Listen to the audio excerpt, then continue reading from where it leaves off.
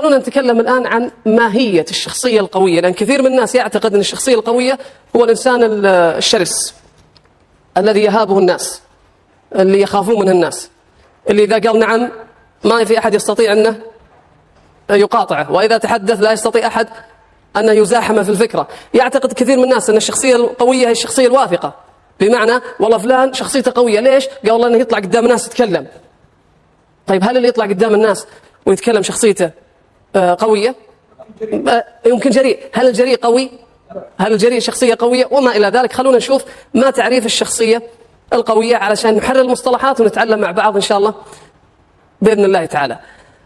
قبل أن نبدأ فضلا لأمرا، أنتم وأيضا من يشاهدنا خلف الشاشات، حدد في بالك 3 أشخاص ترى أن عندهم شخصية قوية. حط في بالك 3 أشخاص علشان نشوف المعايير بعدين هل هي تنطبق على مفهومك السابق ولا لا.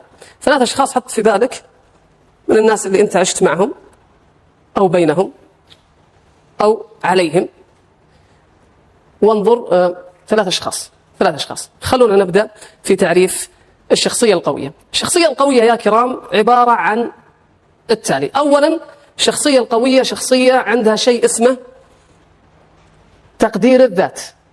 تقدير الذات. معنى تقدير الذات يا كرام ويا كريمات يستمعون لنا خلف هذه الشاشات، أن تقدير الذات أن يكون لك قدر عند من؟ عند نفسك. بس عند نفسك. تقدير الذات، ولو تلاحظ الرسمة أنها جاءت في الأسفل، هي ما قيمتك عند نفسك، ما قيمتي أنا عند نفسي، بغض النظر لي جمهور ولا ما لي جمهور، بغض النظر يحبوني ولا ما يحبوني، بغض النظر عندي إنجازات ولا ما عندي إنجازات. الإنسان اللي يربط قيمته بالإنجازات إنسان لا يقدر ذاته. لماذا؟ لأنني هل أنا ما أملك؟ سؤال. لا. هل أنا ما أنجز؟ لا والله. هل أنا ما أعرف؟ لا. لأن إذا قلنا أنا ما أملك معناها اللي ما يملك شيء لا يساوي شيء، وأن الفاشل أيضا لا يساوي شيء، ليس بالضرورة. تقدير الذات يعني ما هو رأيك تجاه نفسك، تجاه ذاتك. هذا يسمى تقدير الذات. نتكلم عنها بشكل إجمالي الآن ثم ندخل في التفاصيل بإذن الله تعالى. واحد، الشخصية القوية عندها تقدير لذاتها، عندها تقدير لذاتها بغض النظر عن كلام الناس تجاهها. هي متعلقة، لمن أراد أن يختصرها اختصارا غير مخل، هي متعلقة بالآراء. تقدير الذات متعلق بالآراء، بمعنى أنه متعلق برأيي تجاه نفسي، متعلق بالآراء، ومتعلق برأي الآخرين تجاهي، رأي الآخرين تجاهي. فإن كان دافعا حمسني وحفزني، وإن كان غير ذلك كيف أتعامل معه؟ إيش رأيكم؟ كيف تتعامل مع النقد؟ نقد الآخرين. بالمناسبة الإنسان الحساس إيش مشكلته؟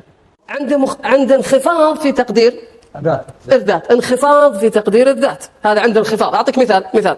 هب أنك أنت بطل في الملاكمة مثلا، وجاك واحد طفل وقال لك أنا أقدر أكفخك وأنا أقدر أجلدك وأخر عني. هل هذا يستفزك؟ لا. ليش ما يستفزك؟ لأنك تشعر يقينا من الداخل أنني قوي، وأن هذا الكلام صحيح ولا غير صحيح؟ أنا غير صحيح. متى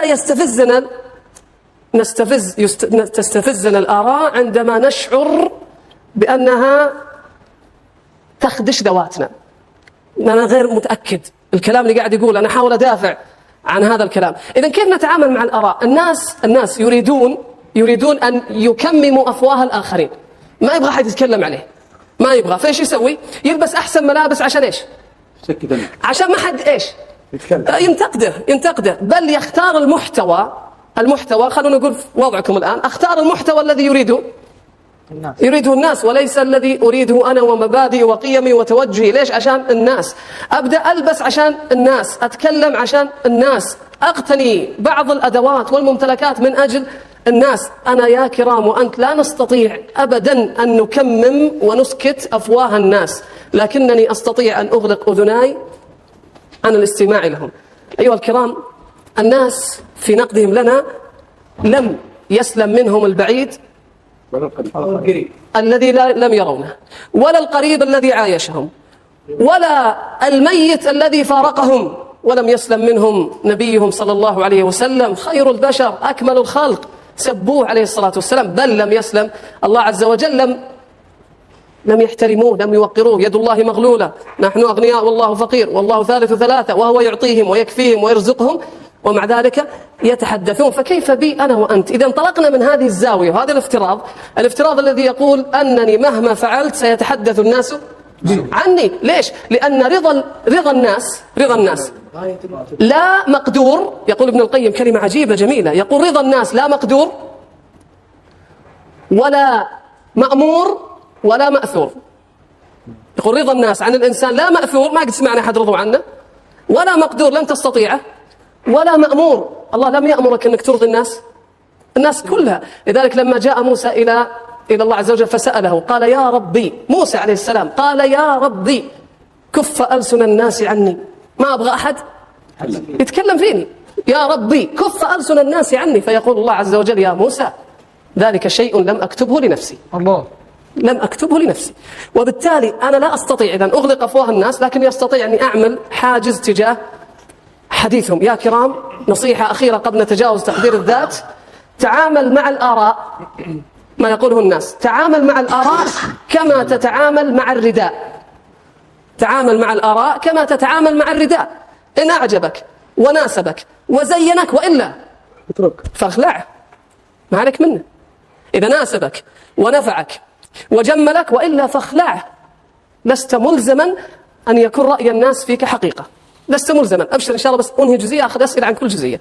لست ملزما أن يكون رأي الناس فيك حقيقة. مرة من المرات في واحد طالب علم يدرس عند خاله، وخاله عالم كبير جدا والناس مجتمعة، يوم يومين ثلاثة شهر شهرين سنة سنتين، قال له خاله يا بني والله أنك لا تصلح لشيء، أنت ما تفهم، أنت ما تصلح، أنت ما في راسك، أنت الكلمات اللي احنا دائما نسمعها أو نقولها للأسف أحيانا. فقال والله يا بني، والله يحلف عالم كبير يقول لهذا الغلام والله يا بني لا تصلح لمثل هذا، أنت ما تصلح في طلب العلم، راح أدور لك شغلة ثانية. فيقول الطفل الغلام يقول فخرجت وهمت على وجهي وجديت في طلب العلم، ومرة ومرتين، وتعلم، ثم قال بعد أن كبر هذا الغلام والناس مجتمعة حوله يقرؤون في كتابي ويتدارسونه، فرفع رأسه ورأى الناس قد اجتمعت حوله، قال والله لو كان خالي حيا، توفي خاله، لكفر عن يمينه. ايش يقصد؟ أن يوم يحلف يقول والله ما تنفع أنت في طلب العلم، قال والله لو كان خالي حيا لكفر عن يمينه. تدرون من هو هذا الغلام؟ هذا الغلام الإمام الطحاوي، صاحب العقيدة الطحاوية. وخاله من؟ الإمام المازني، من كبار تلاميذ الشافعي. فهذا على جلالة قدره وعلمه لا يستطيع ولم يستطع أن يعطي رأيا فيتحول هذا الرأي إلى حقيقة. أيها الكرام، القاعدة تقول إذا حط الناس من قدرك فلن يغيروا من قدرك. الله.